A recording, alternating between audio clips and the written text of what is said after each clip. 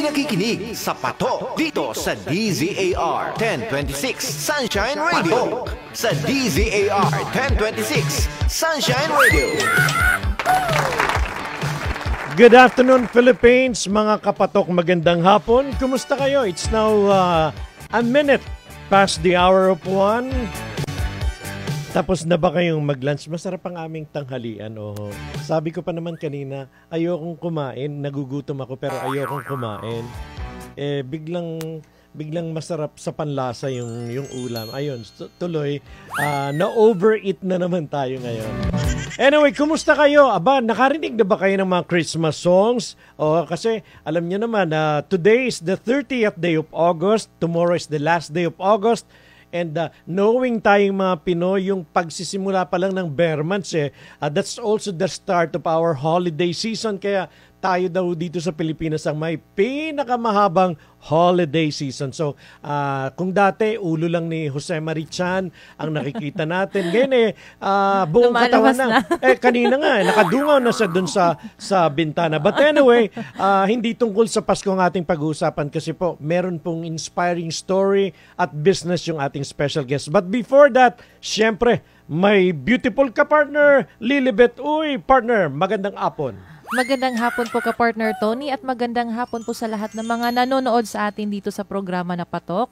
Ako po si ka-partner Lilibet Yap. Live na live po tayo mapapanood sa DZAR 10 to 6. Binago ko yung apelyido mo, ginawa kong uy. Kayo pampilita pala yun. Sorry po, tao lang. Sir Stan, pasensya na, kinabit ko yung apelyido mo kay ka-partner. Salip na Yap Akala ko, mo lang, expression mo lang yung uy ka-partner. Hindi. Yun pala, dinugtong mo talaga sa pangalan ko. Oo, kaya nga So, saan ba tayo mapapakinggan at mapapanood? By the way, mga ka-partner, mapapanood po tayo sa DZAR 1026 page, sa SMNI News page, at mapapanood din po tayo sa Digital Channel 39. Ayun. So, ang dami ho. Maraming paraan para kami masundan po ninyo. And for today, ka-partner Lilibet, ang ating unang special guest this Wednesday afternoon, middle of the week. Siya ay panganay sa 4 na magkakapatid. At alam mo, yung pag tinanong mo siya, ano ba yung estado ng pamilya nyo? Sabi nga niya, mahirap na sinubukang umahon. Di ba? That's something na doon pa lang actually mahirap lang kami pero nagsikap akong umahon. At ang kanyang pangarap ay maging nurse pero hindi siya naging nurse kung hindi siya ay nag-enroll sa isang business course. Nakatapos naman siya at ngayon nga ay isang sabi nga niya kanina. Kasi bago pa tayo mag-start, bago pa dumating si ka-partner Lilibet, nag-uusap na kami ng ating bisita. Kung si-share nga raw niya yung kanyang kwento, pang MMK. Di ba kasabihan na uy, napaka-drama naman ang buhay mo.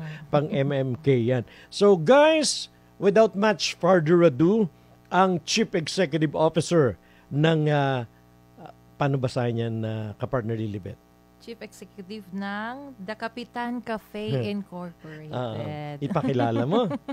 Atin pong kilalanin si Sir Ken Florica. Magandang hapon, Sir Ken. Magandang hapon, sir. Magandang hapon po sa lahat. Sa lahat din ng mga nanonood sa atin. Nanonood at saka nakikinig. At nakikinig. Okay. So, Ken, may nabanggit na kaming ilan na impormasyon about you. Oo. Pero siguro magandang bago natin simulan the business side. Meron bang negosyante sa pamilya, Ken? Yung parents ko po dati, sir, bumibili sila ng mga grains ng palay tsaka yung corn. Kumbaga doon po sila nagsimula. And even before that, nakikita ko na po sila nagbi-business, mga small business. So pwedeng yung interest mo sa pagninegosyo, somehow naman mo sa kanila?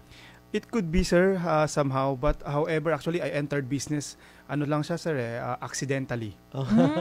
So, hindi talaga, wala sa plano mo talaga na someday, although yung iyong iniidolo sa buhay is a successful businessman. Yes, sir. Actually, before I entered into business, I work in a bank po. So, I was working in a bank and then syempre, typical, pag nasa probinsya, yung parents, lalo pag wala talagang work, ihingan, kaganyan.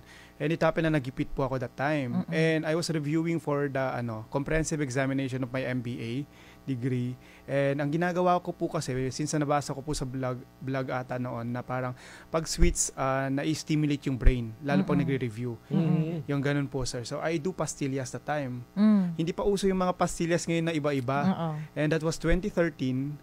And ang ginawa ko po noon, pinopost ko lang siya sa Instagram. And eventually, someone bought an item. Doon po nagsimula lahat yon. Anong taon po yun, That was sir? 2013, ma'am. 2013. So, yung negosyo mo, The Capitan Cafe, is... Very new po. Okay. So, ang Don't be surprised. Nitong nakaraan lang daw Mayo yan. As in this year? Yes po. The Capitan Really? Cafe was established as a corporation last May 21, 2023. But the first branch, sobrang bago lang po. August 18. This month. However, yung mga next branch po namin, susunod-sunod na po, in COLED sa Cubao will open this September 19, October 1 in SM Cherry, and then susunod na po yung ibang SM branches namin. Okay. Partner Lilibet, bago tayo sumentro dito sa The Capitan Cafe ni Ken, kasi hindi ito yung kanyang unang business Marami na siyang pinagdaanan. Backtrack tayo, Ken. Tell us more. Ano ba yung mga unang sinubukan mong negosyo? What happened? Sasabihin mo bang failure or kumbaga kulang ka lang sa kaalaman during the time kaya hindi nag-push through? What happened to your previous business? Actually, sir, we were the restaurant that offered the biggest and the smallest burgers in the Philippines. And we were featured also in TV, radio, multiple times that time. And in a way, I could say kahit na nagsara na siya ngayon, it was a success. It was a success because... So it's not a failure. It's also a success pa rin. It's also a success and a part of a success story pa rin. Although it ended, it may not ended na parang maganda, pero during the journey kasi, it changed a lot of me, Marami my po life. kayo na-learn. Marami akong na-learn. And I guess every step of the way, kumbaga, nagbago rin naman yung buhay ko because of that. So, hindi siya pwedeng sabihin natin Failure. na may previous business sa failure. Hindi. Kumbaga marami kang natutunan doon sa mga negosyo. At nakilala rin naman talaga siya. Yes. The fact na pinuntahan ka ng iba't ibang mga malalaking program para i-feature, that's something. Hindi siya yung ordinary. Kasi hindi sila mag-aaksayang magpunta from Manila to Ilocos para i-feature ka. Okay. So, bakit sino nag-push sa'yo na mag-business? Ano yung nagtulak sa'yo para magnegosyo, Ken? So, on the first part na sinabi ko kanina, sir, when I was asked by my parents that time, teller pa lang ako noon ng isang bangko, ng isang malaking bangko, 2013, kailangan nila ng pambili ng bigas, pambayad ng kuryente, maputulan. Typical story po. Yes. And then, yun na lang yung last na money ko prior to sahod, and that's 8 days pa. So, matagal-tagal pa. So, ang nangyari po, I had a remaining credit limit in my credit card. Yun po yung ginamit ko sa pastillas. Since marami nagtatanong, bebenta ko ba? So, Anong pastillas tong sinasabi mo na yan? Yung pastillas po kasi noon was, meron pa ako yung innovation. gatas ng kalabaw? Hindi, sir yung mga typical na pastillas po, pero ginawa ko po siya with a twist before. May cheese, may Oreo, may mga ganun po siya na hindi pa uso noon. Okay. So, kumbaga, ang hilig ko kasi mag-explore sa food. And then, Experiment. po, ma'am. And then, ang ginawa ko po, I partnered with a 24-hour na pasalubong shops doon sa Ilocos Sur. Doon kami nagbabagsak ng mga pastillas. Okay. And parang nakaipon po ako ng konti. I was triggered noon pa na mag-put up ng coffee shop. That was 2013 to 2014. However, seeing vegan, yung market ng vegan, hindi talaga siya pang coffee shop kasi mainit And hindi pa po uso noon ng iced na coffee. Kung alam mo, pag coffee shop, mainit. Yung So, looking at the experiences ng mga iba't ibang coffee shop doon, parang nagsasara siya after a year. Okay. So, sabi ko, parang hindi siya for me. It's not for me. And then, when I opened the restaurant, wala pa po kaming menu. I mean, nakakatawa because November 1 po yun ng 2014 nung na-open yung resto na suddenly lang po kasi November 1 walang mag-open talaga ng November 1. Nagre-renovate. Oo, kasi ano na yun. It was a small place in Vigan near Calle Crisologo and people were passing by. Nakikurious kaya ata sila kung ano yung nandun. And kung ano lang yung nandun sa ref namin and freezer, yun yung sinerve namin. And it started there. So kung paano po kami napunta sa burger that time, What's the history? Paano kayo napunta sa burger? Since ano po sir, since tawag nito, parang palagi ko pong iniisip kasi that time, hindi pa super sabog ang social media. And meron tayong 5 Ps for marketing. Okay. And palpak kami sa place kasi tagu kami eh. So sabi ko noon, how can we stand out among others and paano sila pupunta dito? Natago. Usually Kung pag hindi business, makikita, yes ma'am. Pag business dapat nakikita siya, strategic visible, location. strategic location. So I work on my strength which is I think sa marketing side.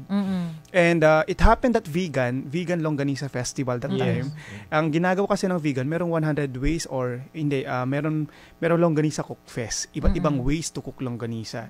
And I thought of doing a burger, pero wala po sa menu namin. That's 26 inches in diameter na longganisa yung patty. Okay. It all started there. And then, na-feature na po kami sa Diaryo, pinunta na po kami ng mga big 3 stations, sunod-sunod.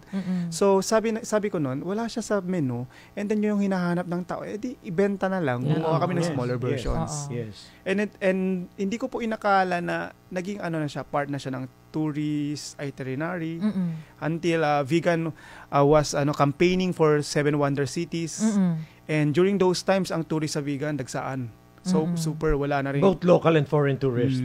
Local and foreign, sir. So, ayun po, doon, yung parang 15 or 10 square meter lang na place namin, I was able to put up my own. Doon po siya nag-boom, and then we had franchises afterwards. So, doon po nag-start sa vegan ang ano? Yes po, ma'am. That was the first business venture. And yun po talaga yung, kumbaga, doon po ako nakilala talaga sa business. Napakaganda po kasi ang vegan is tourist spot. Tourist spot. Pero sabi nga, kailangan sadyain mo yung lugar niya. Yes, Kaya yun yung isa sa naging challenge kay Ken. Nandito na po ba during si the time. The Capitan sa NCR, sir? Or? Actually, The Capitan is established here in NCR, ma'am. Okay. Ang The Capitan is headquartered in Quezon City. So, yun po yung head office namin. And before kasi, during my business ventures, it was sole proprietorship. And now, it's a corporation. A corporation. So, this corporation kasi is not just run solely by me. I have someone at my back, pero ayaw magpa-mention. But definitely, hindi siya politician. Igalang natin yung pagiging niya. Privado niya. But, and then the concept of Kapitan, to be honest, is not really na kape lang siya. If you'll notice our stores, especially yung initial store namin sa Kai Mall in Caloocan, para siyang hugis barko. So, from there, you will draw kung ano yung inspiration niya. Is the captain of the ship. Kaya pala The Capitan yung pinangalan niyo po. Yes, ma'am. Okay. Kaya So, kung itatanong mo, why Kapitan Cafe? Dahil, well, that answer yung question mo. Kaya pala yung hugis din ng pagkagawa ng barko. Tindahan po, yung stall Yes, is ma'am. yung parang barko talaga. Yes, ma'am. Parang barko siya. Kaya nagigets na agad ng mga tao kung bakit The Capitan Yes, Cafe. Okay. So, baby na business pa lang ito dahil only last May, pa lang ngayon, June, July, magtatapos pa lang yung August. How's the business doing nowadays na, kumbaga, parang nandun ka pa sa panahon na pinapakilala, ano ba yung maganda? How's the business doing now, Ken? Actually, I'm quite surprised kasi this is relatively new. And yung goal kasi namin, sir, is to be honest, at least 10 branches to open this year. Now, medyo malapit na rin naman ma-achieve because of the scheduled openings na. So basically, in terms of funds, we are shelling out a lot of funds. In terms of that operating store, so far maganda ang reception ng mga tao because our coffee are priced less than 100 and as low as 50 pesos. Okay. So basically, coffee shops nowadays kasi pag nakikita mo yung mga medyo magaganda yung packaging, maganda yung store, usually 100 plus yan. Yeah, that's true. That's Diba, true. sir? So parang yung concept ko na kasi na parang yung mindset ko, that's the reason why that I was thinking of the concept of a Henry C. Kahit konti na lang yung tubo mo. Yes. Tama. Oo. Basta Parang marami. Chinese Parang, talaga. parang yun yung talaga Chinese, yung mentality ng Chinese na Yes, hindi oo. talaga sila nagpapatong ng malaki. Pero Oo. mabilis naman yung roll. Turnover. Yes, sir. Turnover. And right now, yung plan ko kasi, sir, when can I mention a mall, sir? Nung tinanong, Okay na po. yung biggest mall, tinanong ako noon nung meeting namin kasi ang hirap pumasok sa kanila. Kapag hindi ka pa established, wala ka pang store. And then I was talking to the lease officer, I guess the BP of the leasing department. Sabi niya, nag-operate na ba kayo noon? What's your selling proposition? Ano yung sa tingin mo magiging advantage nyo over the other market? I told her, I guess the pricing and the quality. Kasi you could achieve that same quality of the high-end coffee at a lower price, lower cost. So, naging natakot rin po ako noon na hindi ma-approve. Kasi parang sabi ko noon, once you enter into a mall kasi, and then parang yung branding will go up. Magkakaroon ng goodwill yung brand mo. So, tinanong nila ako, are you going to open for franchise? Sabi ko po nun, we have to open 10 first. Kaya lang, it so happened, after we open our first store, we had a lot of inquiries on franchise, and the pipeline now for the franchisees, medyo mahaba yung application ngayon. So, medyo yung franchising pa namin ngayon, hindi pa yung typical na 299, na 29,000, hindi. May nasa 6 digits figure kami, pero marami pa nag-i-inquire because of the concept. So, yun po yung direction ng business ngayon. Very new siya, pero yung reception ng mga tao, even the people who would love to go to business are now asking us for the franchise. So, the management, together with the directors with me, parang we decided na we open na lang the franchise. So, kasi dati Instead na pumasok kayo ng mall. actually, meron pa rin kaming mall, sir. Meron So, pa rin meron kayo. kayo talaga sa mall ngayon, sir, na naka-ano? We will open pa lang on Or- October 1, the okay. first mall branch, ma'am. Oh. Ay, actually, Kai Mall the first branch. Saan yung Kai Mall? It's in Caloocan. It's owned by Mr. Lim Ket Kaiser. Malapit lang sa inyo, kapartner. Hindi ko alam. Camarin Road, corner Zabarte Road, sir. That's my place, Ken. Taga doon ako. Barangay 174, sir. 177 ako. Mapunta ka doon, sir, kasi magbibigay ako mamaya ng GC. Try mo. Sige. Ayun na, kapartner. Ayan. Okay. Kasi akala nila kape lang yung pinag-uusapan natin. Ano ba yung mga food na siniserve nyo doon para hey, mga kababayan dyan sa Caloocan North, puntahan natin itong Kapitan Cafe ni Ken. Okay, ano ba yung mga foods nyo doon? Yung sa food namin, sir, we have different pastries. Actually, we reinvented donut. Yung donut kasi namin, we would like it to be more healthy. Kahit nasabihin na natin na donut is not healthy kasi fried siya and sweets. Diba? So, kung choose the lesser evil. So, ginawa namin, hindi siya fried. It's a baked donut. Okay. Tapos, we also have, yung bestseller namin ngayon na nagugulat kami with the reception sa banana muffin namin because we use talaga yung local na lakatan. Ano, banana muffin. Hindi yung mga... Masarap po yun, sir. Yes, ma'am, yung mga super Yes, sweet oo. siya, tapos yung moist. So yung pastries po namin, sir, actually pinag-isipan namin siya. And the concept paper of Kapitan is to bring in also the local delicacies of Cebu and Ilocos.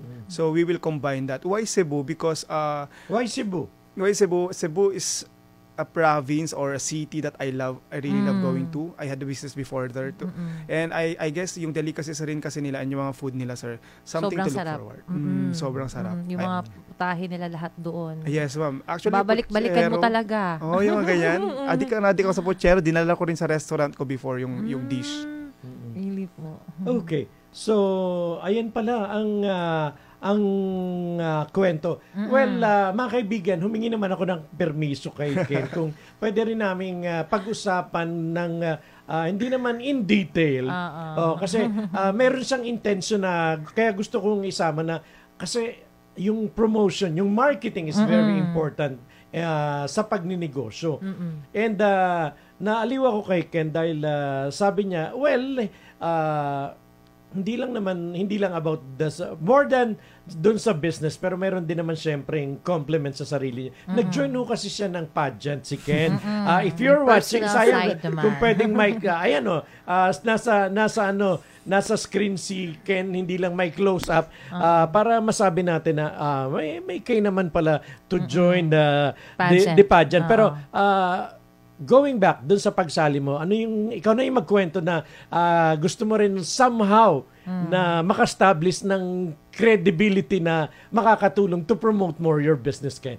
Yes, sir. Actually, galing rin ako sa pataba and then pumayat and then ganun po yung story. Pwede palang pumaya talaga o maging slim yung dating mataba. Yes, sir. But that's a lot of discipline.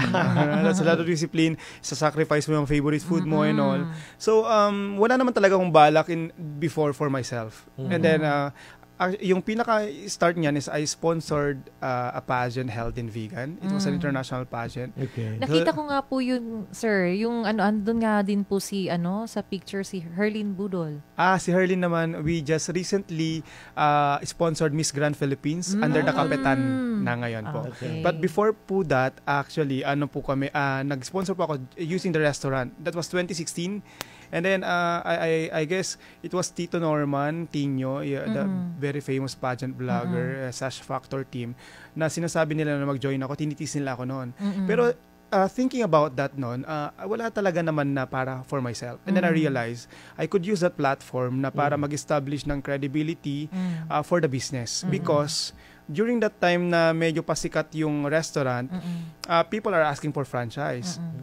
Pero, who am I? Added attraction yung accomplishment mo na yun, yung pagsali mo na yun. Parang, tama yung sinabi mo kanina, sir, na sino ba yung may-ari? And then if they would backtrack, makikita nila na, ito pala yung may-ari, nag-join pala ng ganito. So, kumbaga makikita nila yung transparent ka sa owner at saka dun sa business. And I guess that's something that is being done right now by TikTok CEOs. Diba? Lumalabas rin sila sa TikTok, nagpapakilala. And sila talaga yung mismo yung nagpo-promote din sa na products nila. Yes, on product usage. And before pa that, 2016-17 po yun na yung nasa mentality ko na, okay, dapat kilala ako for the business. Not really for myself. How far have you gone joining pageant? I represented the Philippines in 2018 in Thailand, sir. Saan pa po kayo umabot, sir? Aside sa Thailand? Sa akin kasi, ma'am, happy na po ako nun wearing the Philippine sash. And representing the country representing is the country. Enough. Yes, sir. Kumaga, contented na po ako doon. Even after that, they were telling me na join ka pa. No, parang okay na ako doon eh. So, kumbaga, it's not really for the sake of the crown. Added feather na yun eh. Yung accomplishment na yun eh. Yes, sir. Ayun. So, that's the history. So, now, nagsiserve ka ba? Kumbaga, nandun ka ba sa lugar? Kumbaga, ikaw na rin yung nagmo-model dito sa Kapitan. For now, sir, I'm trying to lose weight para mag-model. Ulit. Pero pag minsan po, when I go to the store, I do also serve coffee kasi nag-train din po ako sa barista. So, eventually, magra-round po ako sa mga NCR stores natin and yung mga franchises also, whether provincial or NCR, magra-round rin pupuntahan po. mo sila. Yes, sir. Okay, so that's your long-term plan na hindi lang dito sa Luzon, even in Visayas and Mindanao, magkaroon ng Kapitan. Actually, we are already talking to different people on those places. Kumbaga meron na po, nasa pipeline na rin po siya. Talaga? Magiging nationwide na si The Kapitan. And that's the goal. Wow. Ang galing naman. So, who's with you? Sabi mo nga, may mga ilang pribadong individual na hindi na natin. Pero sino yung think tank nito? Kumbaga, sino yung... kasi baby pa yung business and yet parang makikita mo na nakapila na yung mga interesado. So, who's behind that? Actually, sir, in terms of the decision and the business plan, it's me who really do even the marketing plans, marketing schedule and calendars, tawag nito partnerships, because I am also reaching out to different companies. For example, yung isang gas station na pag-openan namin, I will have a meeting with their marketing team to expand more because kumbaga, dahil nasugatan na ako before, and this is my redemption, I am doing the best that I can to move up again. So parang, kumbaga yung practices ko sa bank before, since I was also a bank officer po before, and then yung marketing skills that I've acquired with the experiences that I've had, kino-combine ko siya. So, and you're using that na experience yes, now. sir. I use that experience. Actually, kinakapalan ko yung mukha ko, I email them. I email them one way. Big companies po itong mga ini-email ko for the partnership, collaborations. At maganda yung mga naiisip mo strategic. A gasoline station na pinupuntahan, 'di ba? Pahinga muna tayo. Nandun sa kung machichempo na nandun sa gasoline station na meron ka, definitely your store magkakaroon siya ng customer. Magkakaroon siya ng ano. How about sir, the design po sa stall? Kayo din po ba yung nun? Actually po, yes po. Kasi napakaganda. Tapos, alam mo yung talaga, sir, ma-attract ka talaga sa Ang tiningnan ko kasi kanina yung page niyo po, kakaiba. Tapos, attractive talaga yung stall niyo po. The stall is definitely the first in the Philippines. So, we're working also with IPO para ma-patent na kasi baka biglang may kumuha eh. Actually, it was a brainstorm with our COO and I. Kasi yung COO namin seaman. So, parang, paano kaya kung gagawin nating pag ganun talaga yung barko. Barko. Yun po, yung initial plan was moving truck. And then our fabricator, sabi ng fabricator namin, you would appreciate more kung hindi na yung truck yung gagamitin. It's a trailer na lang para pag idadak mo siya, mukha talaga siyang barko. Yes, So we ended up with that one po for the kiosk. Ayun. Okay. So, Ken, we're running out of time. Ulitin natin, saan ba matatagpuan and what's your contact number? Kasi baka mga viewers tayo na interesadong pumila din sa mga interesadong mag-franchise. Your contact number and the location of all your stores na existing na nowadays. Go ahead, Ken. Salamat po. Visit the Kapitan po. Open na po kami sa Kai Mall branch in Caloocan, and to open po this September 19 in Siol Cubao EDSA and SM Cherry. And yung other malls kasi wala pa po akong schedule, but eventually SM North, Ayala Malls, and Ali Mall siguro. Kasi wala pa po akong finalized na schedule with me. And to those franchise inquiries na interested po, you can visit our web at thekapitan.com, or you may email our admin at thekapitan.com. Yan po. Ken is only 33 and it's still a long way ahead. Napaka-creative mo and kumbaga, bakit ba pang MMK? Ano ba yung pinaka kasi pahabol. Yun yung pahabol. Ano bang buhay na pinagdaanan mo na nakatulong naman sa buhay mo ngayon? To be honest, sir, we were not raised na in a silver spoon talaga, with a silver spoon. So, lang po, parang normal lang na buhay, and then we eventually flunked down. Tapos, yung sobrang baba to the point na kahit yung pang-allowance namin papuntang school, yun, alala ko pa, my sister's with me right now, she's our HR head in the Kapitan. Nagbebenta pa kami ng isang salop ng bigas for the sake lang magkaroon kami ng allowance. Ng baon. And then, minsan, wala kaming allowance sa puntang school, yung mga ganun. And then, kumbaga, on the next day or the next few days, it's uncertain for us kung magkakaroon ba kami ng kakainin. Diba? Yun yung doon hindi ka nag-iisa, Ken, na para bang, fine, may bigas tayo ngayon, but tomorrow, saan na naman hahanapin? So parang on a day-to-day basis, napakahirap ng buhay. And siguro, yung mga pinagdaanan mong yun, kung mahina yung loob mo, Ken, siguro wala ka doon sa kinatatayuan mo ngayon. Kaya siguro doon sa mga interesado rin, by just sharing or hearing your story, makikita nila na, hindi pala dapat madaling sumuko ang isang nais na magnegosyo. Ano yung pwede mong i-share sa mga nais din? Maybe not food business, yung gusto nilang negosyo. Ano ba yung pwede mong ma-share sa kanila, Ken? Actually, it's normal to fail, and even if you fail many times, and if you choose to stand up again, that would lead you to winning. But if you choose to quit, then you'll stay on your feet na lang na kung saan ka natapos. So where you fail, dapat doon ka mag-stand. Doon ka babangon. Doon ka babangon. Yung gabay natin, partner, kasi maganda yung gabay natin eh. Sabi, it's okay to fail, but it's not okay to stay there. Pick up yourself and try again. Correct. O, diba? Totoo po. Hindi pwedeng nadapa ka, natumba ka doon ka Hindi na ka lang, hindi ka na nababangon. babangon. Oo. Hindi. From there, kung ano man yun, magsimula ka, bumangon ka. Tsaka kung may goal ka talaga sa buhay ka, partner, at gusto mo talagang maabot yun, sipag at tiyaga lang talaga at wag talaga agad ma-discourage. Correct, Oo. ma'am. So, ano pa yung iyong na-mention na natin, partly of your plans in the coming years na mas spread out? Meron ka pa bang iba na mga gusto mo rin na isama doon sa mga pagkain siniserve nyo dito sa Kapitan? Eventually, sir, since sasabi ko po yung mga local delicacies, like yung mga bibingka ng Ilocos, kasi minsan napansin ko yung mga taga Manila dati, when I was working in the office, nagpapabili sila ng mga local delicacies. Yes. So, since... Pag pumunta sa amin sa Mindoro, bili mo nga ako ng banana chips. Ganun po, sir. Parang yung gagawin namin, siguro pa every branch, magkaroon siya ng specialty na local. That's a good idea, Ken. Maganda po yan. Ituloy mo yun. Salamat. Di ba? Hindi lang, yes, fine, ang daming masasarap na pagkain na pwede mong dalhin na galing ng Cebu. Same din, dahil napakayaman, napakasarap ng ating mga pampasalubong na kilala sa bawat probinsya natin. So somehow, slowly but surely, lahat na nakakatulong ka pa. You're sourcing ng coffee. Actually, local source talaga lahat, sir.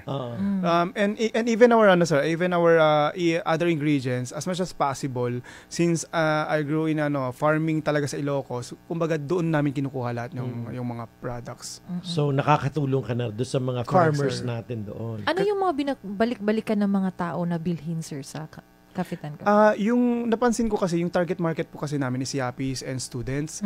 And yung ice coffees namin, especially ice caramel macchiato. Kasi parang super, yung indulge yung mga tao doon. Ako kasi, mahilig ko sa kape pero sa brewed. Yun, yung mga pure black. Yan. Paano na kami mga lolo? Kasi iba yung target market mo. Yung naman, sir, actually, our target market is at all age. However, kumbaga may focus market. I'm just kidding. Baka maniwala sila na.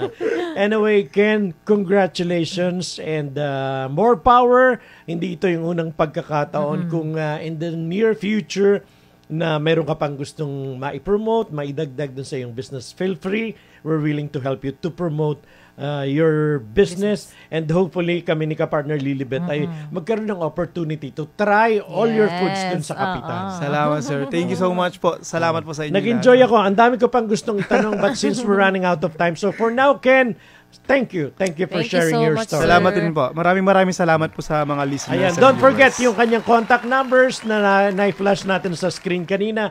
Ang Chief Executive Officer po ng The Kapitan Cafe, si Ken Filarca.